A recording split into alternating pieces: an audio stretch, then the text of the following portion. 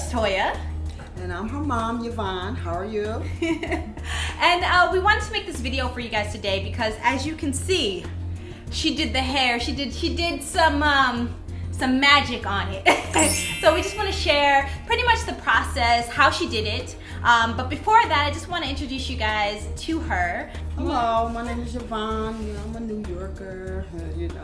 I'm actually a cosmetologist. I've been doing it for over 20 years, maybe even longer. Can't even remember anymore. I do everything, all kinds of hair, black, white, Puerto Rican, Chinese, Indian, indifferent, doesn't matter. I cut, color, relax, braid, twist, weave, whatever it is. So I've been fortunate enough to grow up with my mother, who's a cosmetologist, who was basically my inspiration for even knowing even just a little bit about hair. I grew up watching her throughout the years.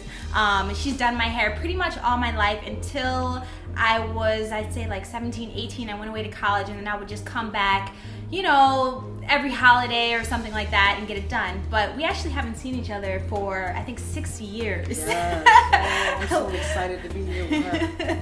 So I'm excited that she's here, and of course, having a mother that's a cosmetologist, I'm like, you know, I need you to hook me up a little bit, you know. That's right.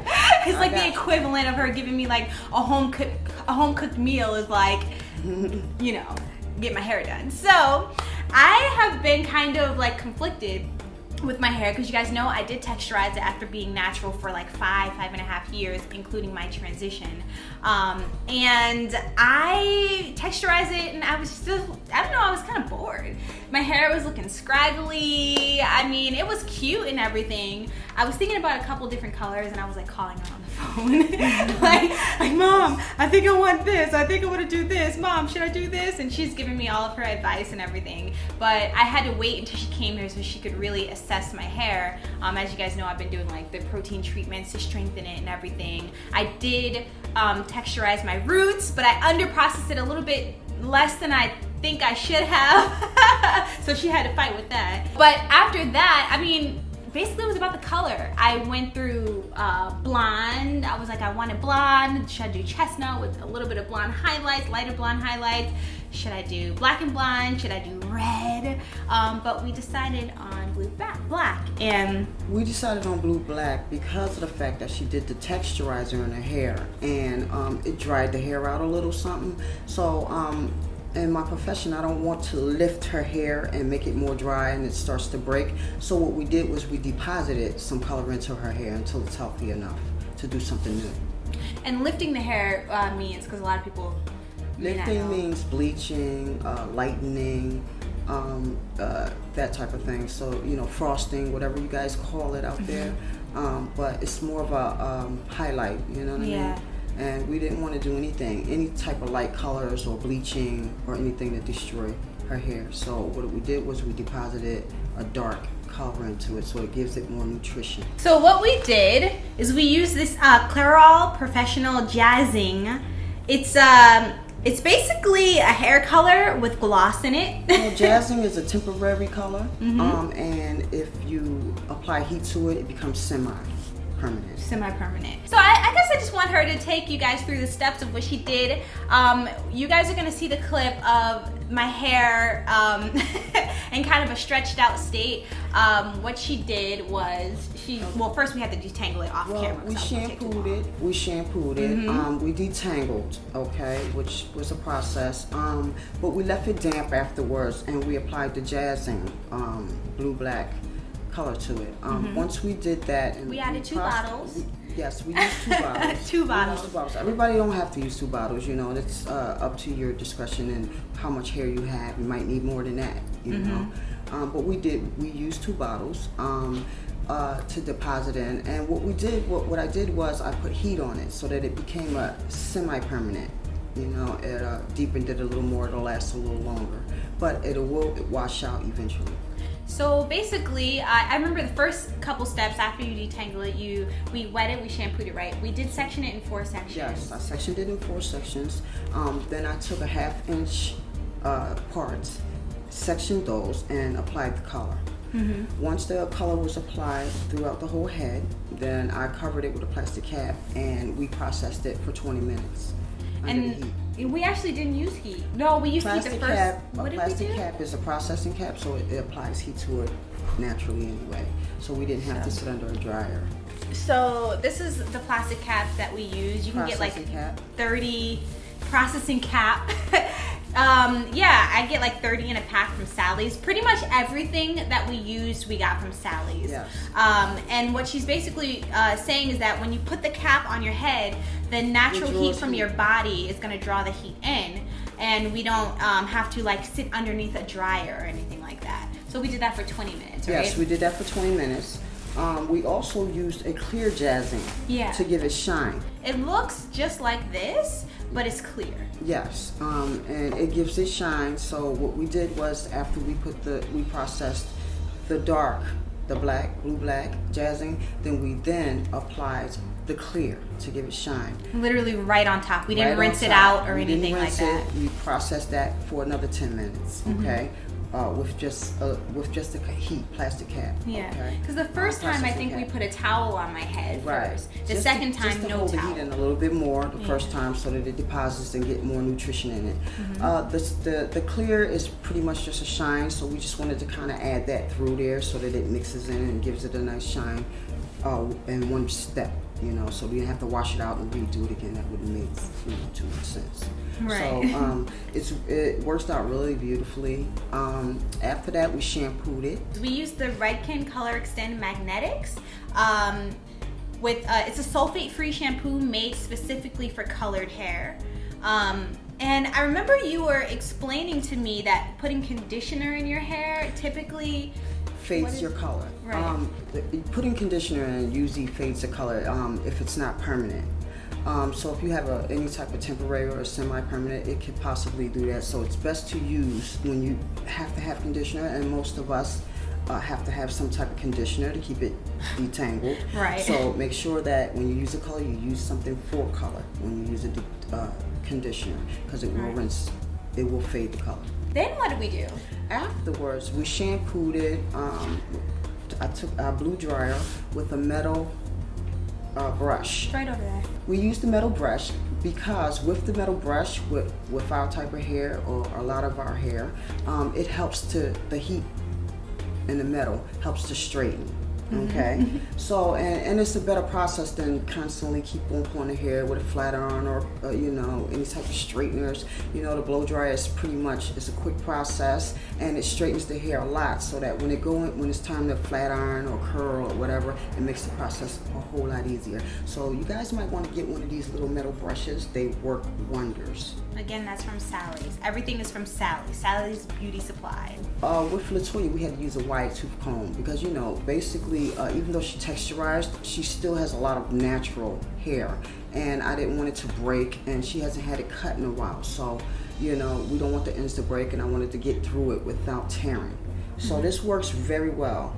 Wide tooth combs. Yeah, and that's whether you're texturized like me, because obviously natural. I'm no longer natural, but yeah, natural texturized. It's just texturized hair is still like a natural texture of hair. It's just still chemically processed. So it's technically not natural. Exactly. Anymore. Gotta be specific, because people be like, "Well, you are natural no more." Exactly. Like, no, I'm not natural anymore. No. It's just the texture. Before we blow dried, I added a few products to her hair.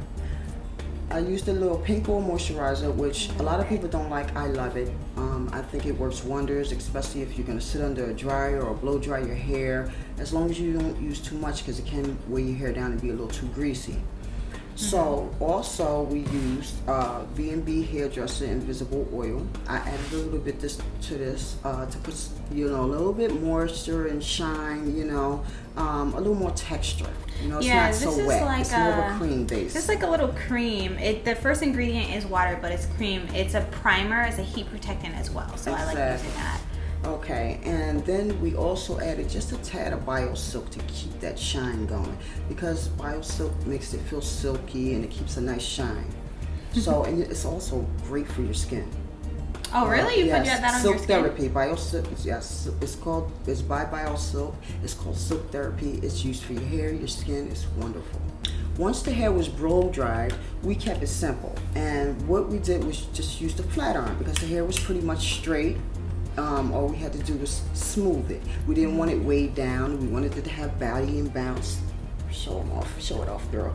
Yes. I specifically asked her, like, I want like a silk press. I want it to have life, bounce, everything. That, you know, but did we trim it? We trimmed it actually before we flat ironed it. We did trim it. After we did the blow drying process, I did a nice trim. Added some layers. Kind of a cut, actually. Yes, it was more of a cut. I added some layers. Yes, we did. We took a nice amount off. Yeah. You know, which was well needed because everybody needs to realize that once your hair starts splitting on the bottom, it continues all the way up the hair shaft. The most important thing that you should always do is have your hair trimmed or cut within at least 6 to 8 weeks. Every 6 to 8 weeks, a little trim, and if you need more, let the stylist do what they need to do, and we'll see how beautiful your hair grows. Yeah, a lot of people, like on YouTube, I noticed that, you know, typically for me, like I would trim my ends like every 4 months. It really just depends on your hair and like what you need, what you just have to listen to your own hair. But a lot of people do like dust in between. So like dusting is just like getting off those little stragglies and stuff like that, which is I tend to do. But then when I go to a professional, I have them properly trim it for me and make sure it's even, and that's where most of my length comes off. This is the flat iron that we use. This is the Sephora flat iron. By the way, the Bumble and Bumble invisible oil and this flat iron both come from Sephora. Those are really the only two things that come from Sephora. And this flat iron actually has an on-off button and it has a heat setting. I think it goes up to 410 degrees Fahrenheit. We used around like 375, 400. Yes. Something. Yes, we did. And basically all I did was section her hair off in fours as well again, and then 1/4 inch parts or 1/2 inch parts, should I say, which for it depends on the person. We used 1/2 inch parts for her, and just took the flat iron through and curled it as I went. Yeah, I mean, I think the most important part that I've noticed when I either am viewing someone getting a silk press or flat iron or something, especially if they have thick hair, is working in really small sections. That's going to give you like the most volume, and it's also going to get the hair the straightest, right? Yes, and it gets those roots really well too. Roots. Yeah, yeah, you can get a little closer to the roots, the smaller the section. Everybody needs to remember that, because some people tend to take big chunks of their hair, and then you can still see all of the non-pressed hair and roots. Once we were done, this is the end product. This is the end result, guys. Nice, Lots of bounce. bouncy, lively, right, rich color. The color is fabulous on her skin. You know, yeah, I mean, my mother was saying that, you know, going dark like this, like a black, really will kind of just brighten up my skin, like bring my skin out a little bit more. I feel like it does. It really does. It really does. It works wonders. Now I got a little taste of color. I might wanna, I don't know, next time she come, I'll be like, so let's try that red out, like I was saying. Yes, so basically we probably will be able to do that soon, because we made it a little more healthier now. Well, so, yeah, I mean, the temporary color is gonna fade. That's one thing. Like, it's a semi-permanent that you did because we processed it. It's gonna fade. So in order for me to keep up with it, and how long should I wait to do this process again? Every 6 weeks, 6 to 8 weeks, or like 2 months or something. Right. This color is gonna fade out. I was really nervous personally of doing like a really permanent color, especially bleaching it or something, because my hair is already dry. I mean, whether I'm natural or relaxed, texturized, my hair is just really dry. I didn't want it to break off. So temporary color is nice. Also with that texturizer, a lot of people can't do color and texturizers or relaxers and color. It doesn't work for everybody. You know, your hair will break. So it's good to have something that goes well with chemically treated hair. So jazzing is a really good product for that, because it's just temporary. It'll fade out. It's not damaging. It has no ammonia. So it works well. So that's pretty much it. That's what we did. I know this video was long. I'm gonna link everything down below in the description box.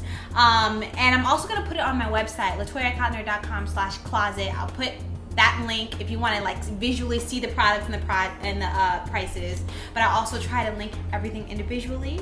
Thanks so much for doing the video with me. Oh, it was cool, guys. We're actually gonna do the mother-daughter tag as well, so look out for that. Anything you want to add? No. All right. Yeah. Good night, loves. Thanks for watching. Subscribe if you haven't. See you next Thursday. Do you want me to tell that? No, don't tell it. Don't tell it. Oh, she told me to be truthful, y'all. Didn't she tell me to be truthful? Y'all No. lied. I got y'all. She sucks at them sometimes. No.